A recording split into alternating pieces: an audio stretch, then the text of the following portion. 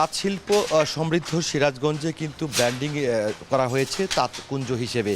কারণ সিরাজগঞ্জের তাঁত শিল্প দেশ এবং দেশের বাইরেও এই তাঁত শিল্পের পণ্যের কিন্তু সুনাম রয়েছে। সিরাজগঞ্জ, বেলকুচি, চৌহালি, শাহজাদপুর সহ 5টি উপজেলায় কিন্তু প্রায় 5 লক্ষর মতো তাঁত শিল্প ছিল, যেখানে আসলে 10 লক্ষ শ্রমিক কাজে জড়িত ছিল। কিন্তু দীর্ঘ করোনাকালীন পর থেকেই কিন্তু এই তাঁত শিল্প আসলে মুখ থুবড়ে পড়ে এবং ব্যবসার ক্ষতি হতে থাকে। এ কারণে কিন্তু অনেক তাঁত শিল্প ইতিমধ্যে বন্ধ হয়ে গেছে এবং শ্রমিকরাও তাদের পেশা পরিবর্তন করছে।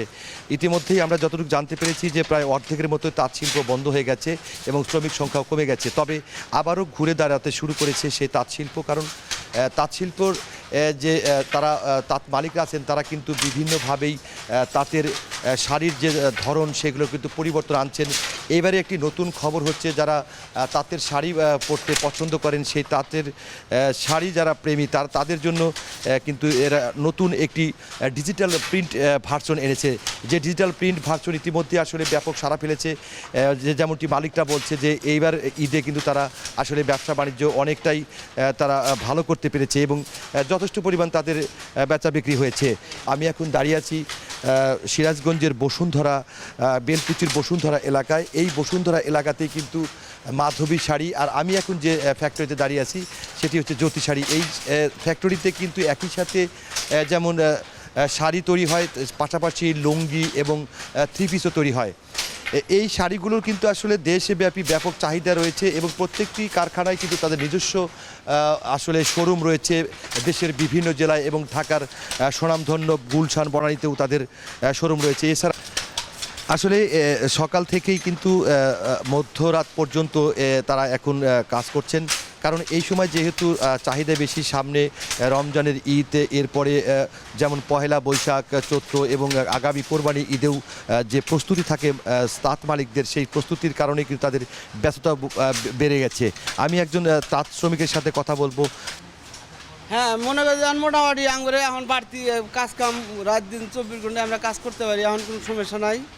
এখন মনে করেন যে মহাজনের বাজার হলো, আমাদেরও ইনকাম সোর্স ভালো, মোটামুটি কাজ কাম এখন ভালো হইতেছে।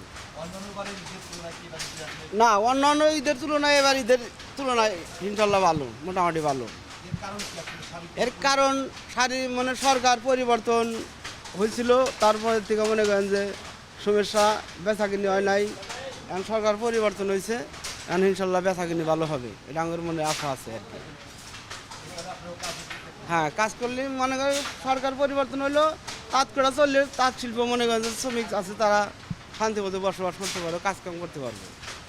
আপনি আমরা যেমনটি শুনছিলাম যে একজন তাঁত শ্রমিকের কাছ থেকে, যে আসলে যে গত সরকার যে ছিল সেই সরকারটা আসলে পরিবর্তনের কারণেই কিন্তু তারা মনে করছেন যে একজন গণতান্ত্রিক সরকারে বর্তমানে যে দেশে যেহেতু গণতান্ত্রিক সরকার, সেই সরকারের আমলে ইতিমধ্যে আসলে ঘুরে দাঁড়াতে শুরু করেছে তাঁত।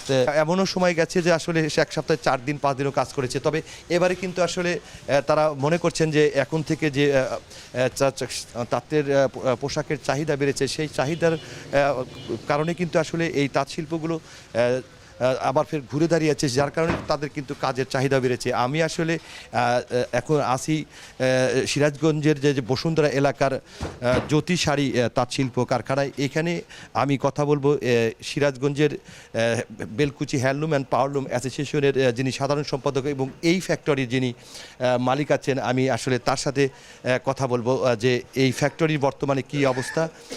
আসলে এই তাঁত শিল্পের যে দীর্ঘদিনের যে আসলে মুখ থুবড়ে পড়া অবস্থা, সেই অবস্থার আসলে কতটুকু পরিবর্তন হয়েছে এবং তাদের প্রত্যাশা আর তাদের প্রাপ্তি এবং এই ঈদে তাদের যে প্রত্যাশা ব্যবসা বিক্রির কী অবস্থা, আমি এখন তার কাছে একটু জানতে চাইবো। আচ্ছা, আসলে আমরা যে আমাদের ঐতিহ্যবাহী এই তাঁত শিল্পটা তো আজকের না, অনেক দিনের আমাদের সিরাজগঞ্জ, আমরা এটার উপরেই আমাদের সব কিছু নির্ভর করে। কিন্তু করোনার পরের থেকে আমাদের এই ব্যবসাটা অবস্থান ভালো নাই এবং আসলে যেটা সত্য কথা, শাড়ি যে এগুলো তো মহিলারা আগের মতো আমাদের এই মানে পাবনা বা সিরাজগঞ্জে যে শাড়িগুলো ঠিক মতো পরে না, যে কারণে এটাও একটা কারণ। আর আমাদের অনেকে বলে যে আমরা ভারতীয় শাড়ি আসে না, বরং আমাদের দেশ থেকেই ভারতের শাড়ি যায়, আমরা যাই, কিন্তু আবার যাওয়াটাও একটা সমস্যা সৃষ্টি হয়েছে। মানে যোগাযোগ বিচ্ছিন্ন, মানে রোড ট্রান্সপোর্টের কোনো মানে আমাদের শাড়িগুলো যেগুলো যাচ্ছিল সেগুলো বন্ধ হয়ে গেছে, সেটা আমাদের জন্য একটা সমস্যার সৃষ্টি হয়েছে। এবং অনেক তাদের কাছে খবর নিয়ে দেখবেন আমাদের অনেক কাপড়ই অনেক আমরা ভারতের যাইতো যেগুলো সেগুলো আমরা তৈরি করতাম, কিন্তু সেটা এখন বন্ধ হয়ে গেছে। তারপরেও আমাদের এটা নিয়ে বেঁচে থাকতে হবে। আমরা রমজানের ঈদকে সাথে নিয়ে একটা প্রোগ্রাম মানে এটা সাজিয়ে রাখি যে এটাই আমাদের বড় সিজন। তারপরে তো আপনার হলো কোরবানির ঈদ আছে, দুর্গাপূজা আছে, পয়লা বৈশাখ আছে, সামনে পয়লা বৈশাখ। তো এই জন্য আমরা একটা প্রস্তুতি নিয়ে থাকি। তবে এবার ঈদে অতীতের কোনো তেমন শাড়ির উল্লেখযোগ্য চাহিদা নেই। তবে নতুন এই তাঁত শাড়িও একটা ডিজিটাল প্রিন্ট শাড়ি তৈরি হয়েছে, এইটার চাহিদা আমরা পাচ্ছি। এটা হয়তো ভবিষ্যতে আরও কিছুদিন চলবে।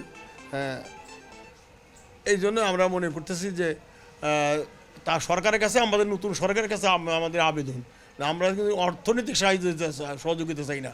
আমাদের কাঁচা মালের ইম্পোর্ট করার সুযোগ সুবিধা, আমাদের কাছে সাপ্লাই করার যে জিনিসগুলো, আমাদের যেগুলো মানে আনুষঙ্গিক তাঁতের সাথে যেগুলো জড়িত, সেইগুলো যেন ট্যাক্সটা কমিয়ে দিয়ে বা আমাদের ছোটো ছোটো তাঁতিদের একটু ঋণ সহজ শর্তে ঋণ সুবিধা দিয়ে আমাদের এই দৃষ্টি দেওয়ার জন্য আমরা ভীষণভাবে প্রত্যাশী।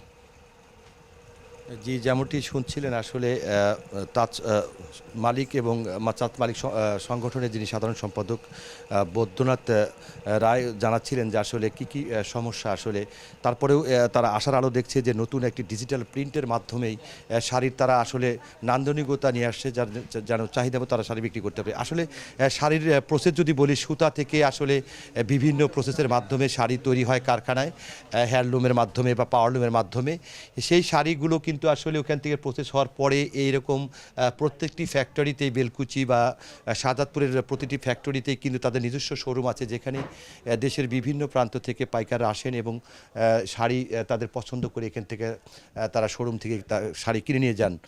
আসলে সিরাজগঞ্জে যে তাঁত শিল্পের যে শাড়ির যে ঐতিহ্য আছে, সেই তাঁত শিল্পের শাড়ির ঐতিহ্যের মধ্যে একটা তথ্য দিয়ে রাখি, সেটি হলো যে এখানে কিন্তু আসলে একটি শাড়ি 700 টাকা থেকে শুরু করে যতটুকু জানতে পেরেছি প্রায় 25,000 টাকা পর্যন্ত দামের শাড়ি কিন্তু তৈরি হয়। সবচেয়ে উন্নত মানের শাড়ি যেটি 25,000 টাকায় বিক্রি হয়।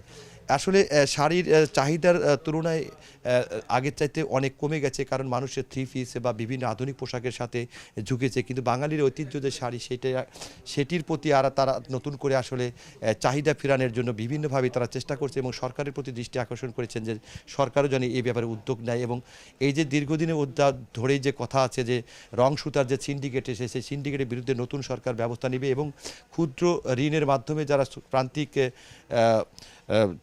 তাঁতি আছে তাদেরকে আসলে স্বাবলম্বী করবে এবং যারা বড় বড় তাঁতি আছে তারা কিন্তু আসলে যেন আসলে এই সুলভ মূল্যে এবং অথবা মানে খুব ট্যাক্স ফ্রি হিসেবে তারা রং সুতার সিন্ডিকেটকে ভেঙে জানে তারা সহজেই আসলে রং সুতা বা এই তাঁতের সামগ্রী পায়, যে সমস্ত সামগ্রী থাকে সেগুলো সামগ্রী জানি তারা সহজেই পায়। এটি আসলে তাদের প্রত্যাশা। আর তাহলে তাঁত শিল্প আসলে ঘুরে দাঁড়াবে, এমনটি তারা মনে করছেন। এই ছিল আসলে, যদি এক কথায় শেষ করি তাহলে এই ছিল আসলে সিরাজগঞ্জের সর্বশেষ তাঁতের যে প্রেক্ষাপট এবং পরিস্থিতি।